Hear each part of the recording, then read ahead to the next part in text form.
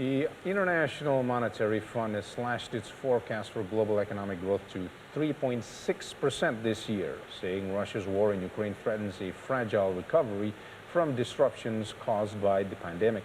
White House Bureau Chief Patsy Widakuswara has this report. Russia's war in Ukraine and Western sanctions against Moscow have disrupted global commerce, pushed up oil prices, threatened food supplies, and increased uncertainty as the world struggles to recover from the pandemic, causing the International Monetary Fund to downgrade its global economic outlook. Even before the war, inflation in many countries had been rising due to supply-demand imbalances and policy support during the pandemic, prompting a tightening of monetary policy. The IMF slashed its global growth forecast from 4.4% to 3.6%, the World Bank from 4.1% to 3.2%. Increased energy and commodity prices have led to less output and more inflation. The White House is blaming Moscow. We've said this from the beginning, that the invasion of Ukraine by President Putin and Russia is going to have a continued impact on the global economy, whether it is on the oil markets or other areas. Add to that a slowing of the Chinese economy due to frequent lockdowns caused by the Omicron variant of the coronavirus.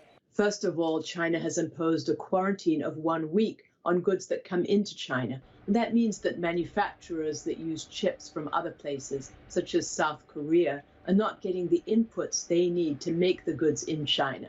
Second, there's congestion at the ports because of the lockdown, such as Hong Kong and Shanghai. A key goal for central bankers attending the spring meetings of the IMF and World Bank in Washington is to curb inflation without sending the world into recession by gradually increasing interest rates, preferably in a coordinated way. That would prevent inflation from spilling over from one place to the other.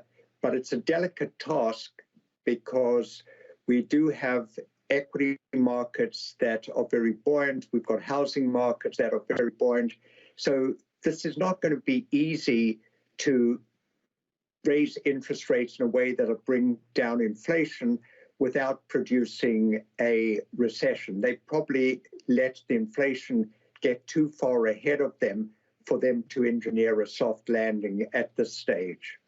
Amid Western efforts to isolate Russian President Vladimir Putin, coordination may prove challenging. The U.S. is skipping some of the group of 20 G20 finance ministers meetings this week to protest Moscow's participation in the group over its actions in Ukraine.